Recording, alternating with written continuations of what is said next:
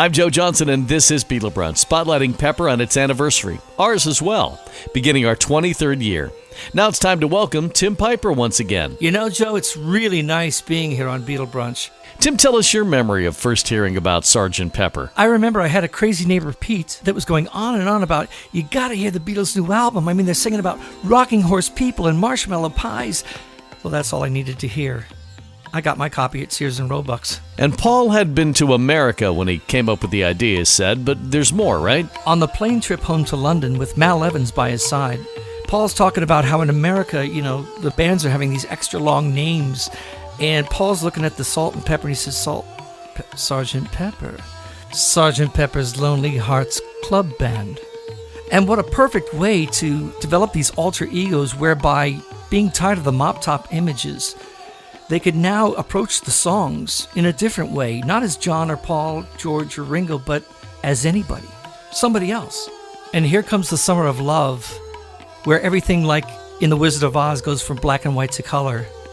And one of their new characters, the actor you've known for all these years, comes in the form of Ringo as Mr. Billy Shears. What would you think if I sang out of tune? Would you stand up and walk out on me? No, I get by with a little help from my friends.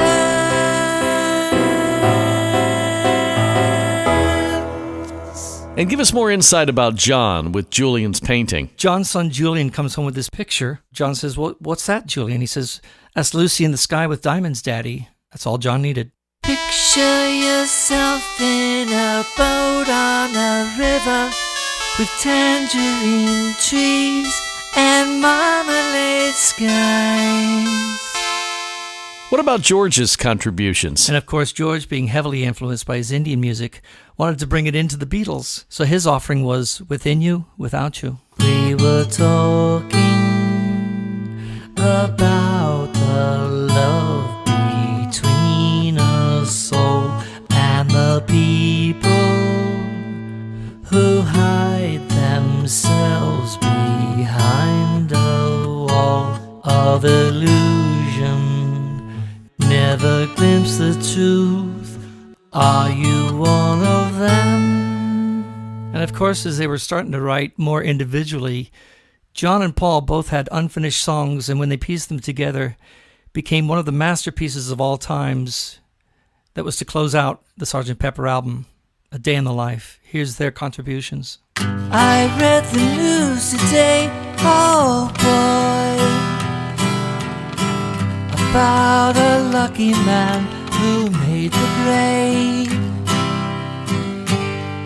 And Paul's unfinished song just happens to be the perfect match piece to make this song a classic. I woke up, fell out of bed, I dragged a comb across my head, found my way upstairs and drank a cup, and looking up, I noticed I was late.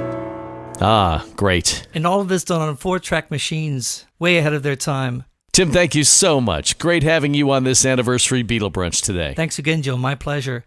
Catch up with Tim at timpipermusic.com. And coming up, I'll tell you where you can see Tim live in L.A. Special thanks to my guest, Mickey Dolenz, and his album Remember.